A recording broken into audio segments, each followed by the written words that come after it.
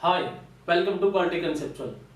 जब भी हम क्वालिटी इंप्रूवमेंट या क्वालिटी मैनेजमेंट सिस्टम की बात करते हैं तो हमारे जहन में आते हैं बहुत सारे टूल एंड टेक्निक्स जो क्वालिटी इंप्रूवमेंट या क्वालिटी मैनेजमेंट सिस्टम में यूज किए जाते हैं। इन टूल एंड टेक्निक्स को कब और किसने इजाद किया, इनमें कब कब डेवलपमेंट हुई, आइए हम जानते हैं क्वालिटी की ब्रीफ समरी, जिसमें हम जानेंगे कि हमारी क्वालिटी की जर्नी कहाँ से स्टार्ट हुई थी और आज हम क्वालिटी के किस लेवल पर पहुंच चुके हैं। तो हम बात करते हैं सन 1700 से 1900 के बीच, जब आपके प्रोडक्ट को स्किल्ड क्राफ्ट्समैन के द्वारा बनाया जाता था। आपके प्रोडक्ट की क्वालिटी स्किल्ड क्राफ्ट्समैन के द्वारा डिसाइड की जाती थी। जितने आपकी क्राफ्ट्समैन की स्किल होगी, आपका प्रोडक्ट की क्वालिटी उतनी ही सही होगी। इसी बीच आए सर एली व्हिटनी, एक अमेरिकन इन्वेंटर, जो कि दो प्रिंसिपल लेके आए, standardization and interchangeable of part. Standardization means consumer के लिए जब किसी प्रोडक्ट को बनाने के लिए कुछ रूल एंड रेगुलेशन बनाए जाते हैं तो उन रूल एंड रेगुलेशन को बनाने के लिए जो प्रोसेस होती है उसको हम बोलते हैं स्टैंडर्डाइजेशन।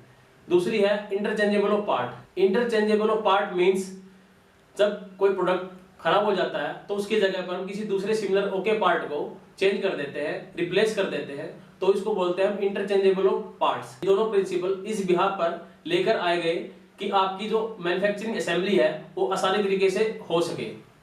1875 में सर फ्रेडरिक टेलर अपने एक नए मैनेजमेंट प्रिंसिपल के साथ आए। इसको हम कहते हैं scientific management.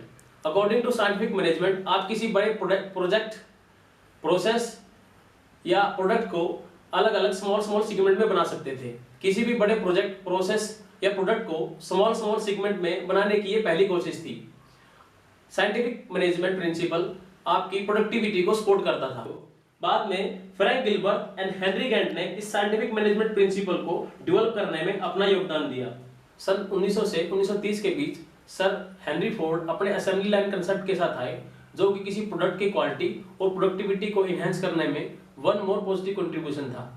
Sir Henry Ford ने ही असेंबली लाइन कंसेप्ट के साथ साथ मिस्टेक प्रूफिंग, सेल्फ चेकिंग और इन प्रोसेस इंस्पेक्शन जैसे प्रिंसिपल इंडस्ट्रीज को दिए। 1907 से 1920 के बीच AT&T बेल लेबोरेटरी ने अपना एक क्वालिटी डिपार्टमेंट इस्टेब्लिश किया, जो कि किसी प्रोडक्ट की क्वालिटी, मटेरियल इंस्पेक्शन और प्रोडक्ट रिलायबिलिटी पर काम करता था। इसी बीच ब्रिटिश गवर्नमेंट अपना सप्लायर सर्टिफिकेशन प्रोग्राम लेके आई। इस सप्लायर सर्टिफिकेशन प्रोग्राम के अनुसार यदि कोई सप्लायर इस सर्टिफिकेशन को क्वालिफाई करता था तो उनके अकॉर्डिंग वो सप्लायर आपको किसी प्रोडक्ट को तय समय सीमा पर, तय माप के अनुसार व उचित मूल्य पर प्रोवाइड करने में सक्षम था। इसी दौर में हमने T distribution, design of experiment, Walter Shewhart control chart और स्टैटिकल मेथड जैसे प्रिंसिपल हमारी इंडस्ट्रीज को मिले। सन 1700 से 1940 के बीच का यह दशक वो दशक था जब हम अपने पार्ट की क्वालिटी को कंट्रोल करने के लिए ओनली इंस्पेक्शन पे ही डिपेंड रहते थे। 1940 से 1946 के बीच यूएस वार डिपार्टमेंट ने एक गाइडलाइन जारी की, जिसमें उन्होंने बताया कि आप क्वालिटी कंट्रोल चार्ट्स को अपनी प्रोसेस डाटा को स्टडी करने के लिए कैसे यूज कर सकते हैं। इसी बीच बेल लैब ने military standard for sampling plan को इजाद किया। ये वो टाइम था जब नॉर्थ अमेरिका में बहुत सी इंडस्ट्रीज को स्टैटिकल क्वालिटी कंट्रोल की ट्रेनिंग दी गई और इसमें 15 से ज्यादा क्वालिटी सोसाइटियां सम्मिलित थी। बाद में American society of quality control, जिसको हम ASQC के नाम से भी जानते हैं, कई अन्य क्वालिटी सोसाइटी के साथ मिलकर एक इंटरनेशनल स्टैंडर्ड को इस्टेब्लिश किया, जिसको हम इंटरनेशनल स्टैंडर्ड ऑफ ऑर्गेनाइजेशन के नाम से भी जानते हैं। इसी बीच सर डेमिंग को जापान में इंडस्ट्रीज के रीबिल्ड के लिए बुलाया गया और तभी जूस यानी Japanese union of scientist and engineers की स्थापना हुई। 1950 का ये वो दौर था जब किसी प्रोसेस की क्वालिटी या प्रोडक्ट की क्वालिटी को इंप्रूव करने के लिए स्टैटिकल प्रोसेस कंट्रोल को यूज किया गया था। 1950 से 1975 के बीच जोसेफ एम जुरान ने जापान में जापानीज इंडस्ट्रियल इंजीनियर को स्टैटिकल क्वालिटी कंट्रोल इंजीनियरिंग के बारे में एजुकेट किया, जो कि बाद में जापान में बड़े पैमाने पर सिखाया गया। ये वो दौर था जब cumulative sum control charts, weighted moving average control charts और क्वालिटी कंट्रोल चार्ट्स के बारे में हमारी इंडस्ट्रीज को एजुकेट किया गया। रिलायबिलिटी इंजीनियरिंग का ये पहला स्टार्टअप था। कोरुशिका द्वारा क्वालिटी कंट्रोल सर्कल कंसेप्ट भी इसी दौरान आया।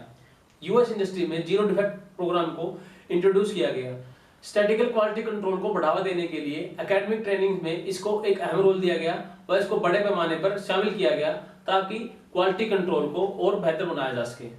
1990 से 2000 quality management system and six sigma time, ये वो टाइम था जब 1990 के दशक में यूनाइटेड स्टेट में सर्टिफिकेशन प्रोग्राम में बहुत ज़्यादा इजाफा हुआ।